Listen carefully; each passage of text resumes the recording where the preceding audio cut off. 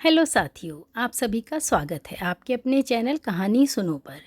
आज की हमारी कहानी है यमदूत और 3 लड़कियों की कहानी। बहुत ही दर्द भरी और एक बहुत अच्छी सीख देने वाली कहानी है।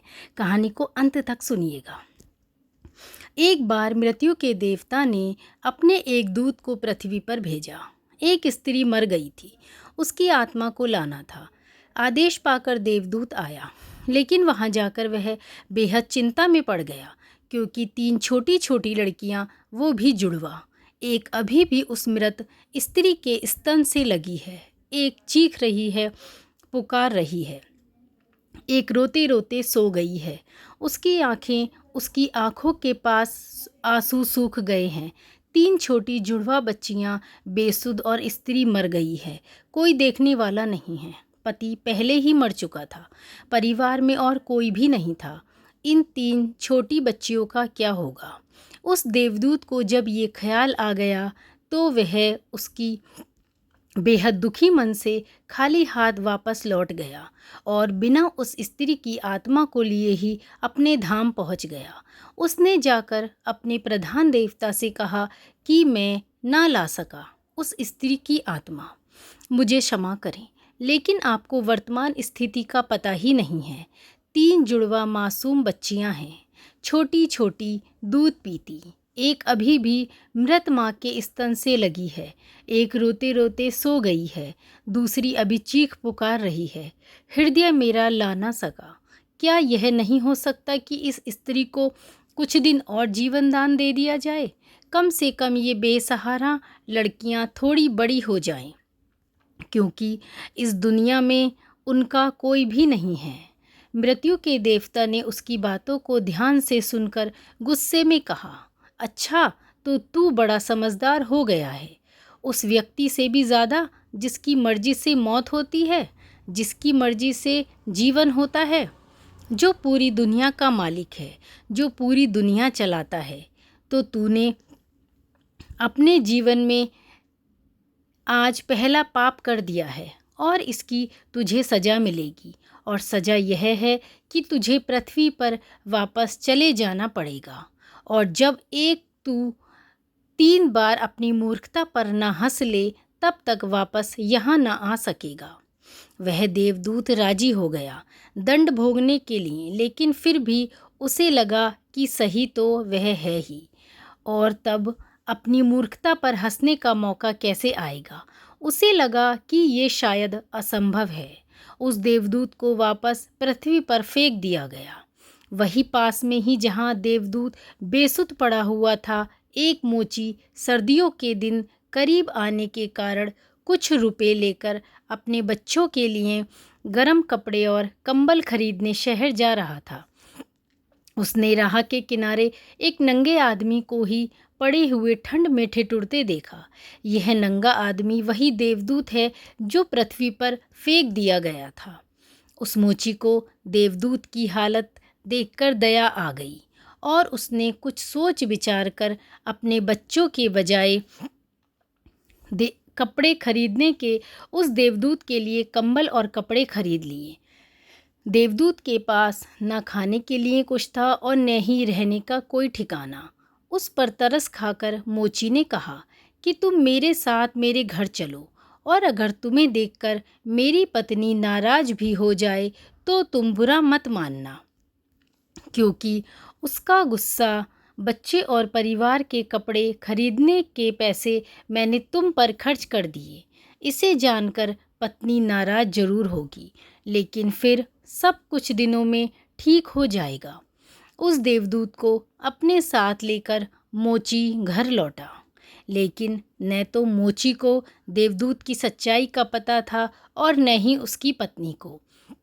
जैसे ही देवदूत को लेकर मोची घर में पहुंचा, उसकी पत्नी एकदम पागल हो गई, बहुत नाराज़ हुई, बहुत चीखी चिल्लाई। मोची के घर के माहौल को देखकर देवदूत पहली बार हंसा। उसे हंसते देखकर अचरज में मोची ने कहा, हंसते क्यों हो भाई, बात क्या है? देवदूत ने गंभीरता से कहा, जब मैं 3 बार हंस लूँगा तब तुम्हें सब बता दूंगा, लेकिन फ़िलहाल मुझसे कुछ मत पूछो। दरअसल देवदूत पहली बार इसलिए हंसा क्योंकि उसने देखा कि इस मोची की पत्नी को पता ही नहीं है कि मोची एक देवदूत को अपने घर लाया है, जिसके आते ही घर में हजारों खुशियाँ अपने आप ही आ जाएंगी और उनके सारे गम दूर हो जाएंगे। लेकिन आदमी देख ही कितनी दूर तक सकता है। पत्नी तो इतना ही देख पा रही है कि उसने एक कंबल और बच्चों के कपड़े नहीं खरीदे। जो खो गया है वह देख पा रही है, जो मिला है उसका उसे अंदाज़ा ही नहीं है। घर में देवदूत आ गया है, जिसके आते ही हजारों खुशियों के द्वार खुद ब खुद खुल जाएंगे। इसलिए देवदूत हंसा।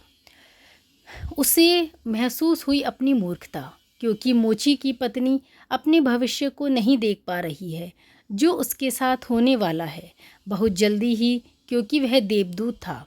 कुछ दिनों में ही उसने मोची के सब काम सीख लिए और फिर उस देवदूत के बनाए जूते इतने प्रसिद्ध हो गए कि मोची कुछ महीनों के भीतर ही धनवान हो गया।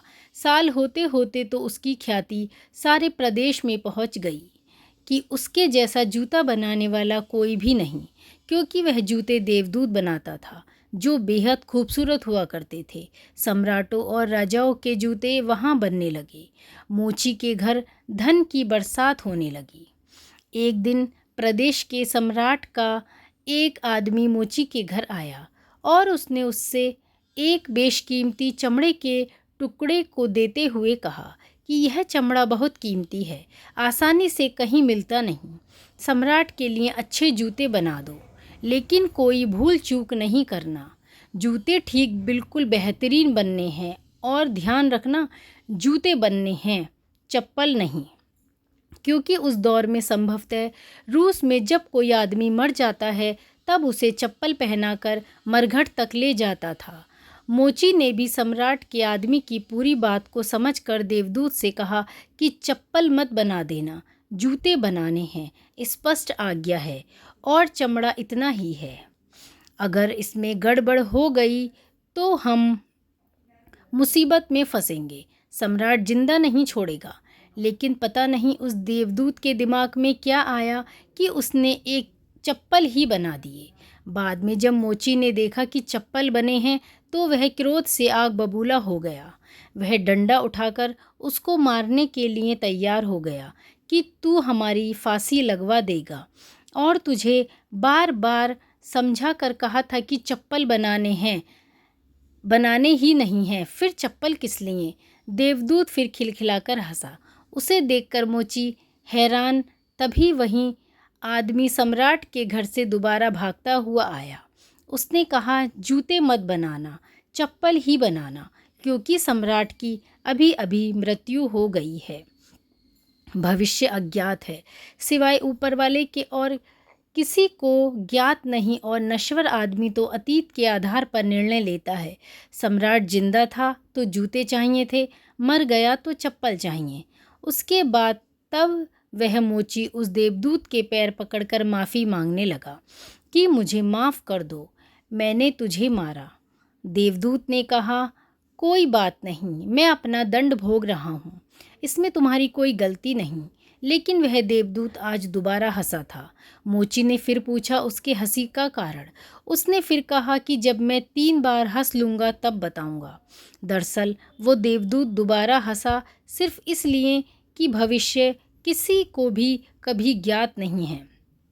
फिर भी इंसान असीमित आकांक्षाएं, ईर्ष्या, घृणा, द्वेष रखते हैं जो कि पूरी तरह व्यर्थ हैं। फिजूल की लालसा व लोभ करते हैं जो कि कभी पूरी नहीं होती। हम याचक की तरह मांगते हैं जो कभी नहीं मिलता, क्योंकि कुछ और ही मिलना तय है। हमसे बिना पूछे हमारी नियति घूम रही है और हम व्यर्थ ही बीच में शोरगुल मचाते फिरते हैं, चिंता करते हैं, परेशान होते हैं। चाहिए चप्पल और हम जूते बनवाते हैं। मरने का जब वक्त करीब आ रहा है तब जिंदगी का हम हंगामेदार आयोजन करते हैं। सिर्फ वर्तमान समय ही हमारा है, लेकिन हम भूत और भविष्य के बारे में दिन रात सोच सोच कर बेमतलब की चिंता में मरे जा रहे हैं। अब उस देवदूत को लगने लगा था कि वे बच्चियां, मुझे क्या पता भविष्य उनका क्या होने वाला है। मैं बेमतलब का उनके बीच में आया, क्योंकि होनी तो बहुत पहले ही तय है। कुछ दिनों बाद एक तीसरी घटना घटी कि एक दिन 3 लड़कियां उस मोची के यहाँ पहुंचीं।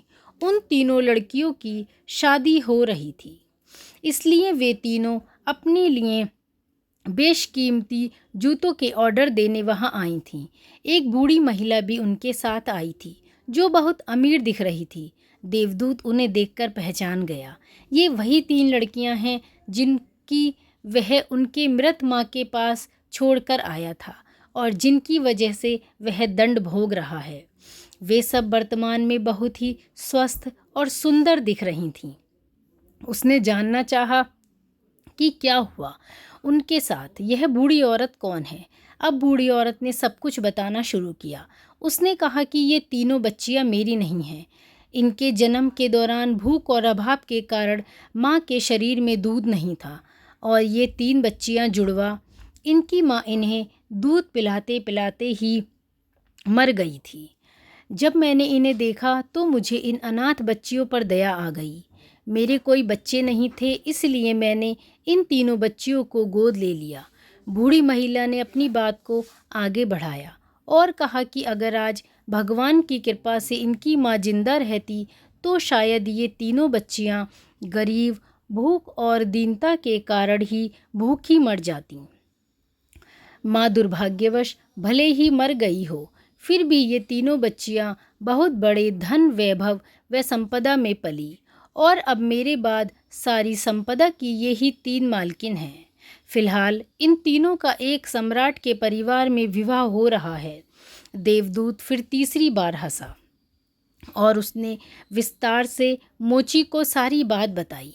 उसने कहा, भूल मेरी थी, नियति बड़ी है और हम उतना ही देख पाते हैं जितनी समझ है, लेकिन जो कभी नहीं देख पाते बहुत वृहद विस्तार है उसका।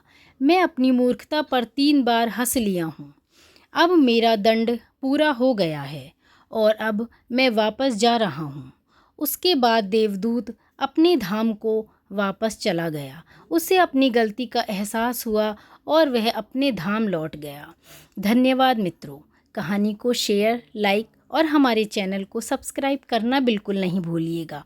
और इसी तरीके की एक अच्छी सीख और प्रेरणादायक कहानियों के लिए जुड़े रहिए कहानी सुनो के साथ और बने रहिए हमारे साथ।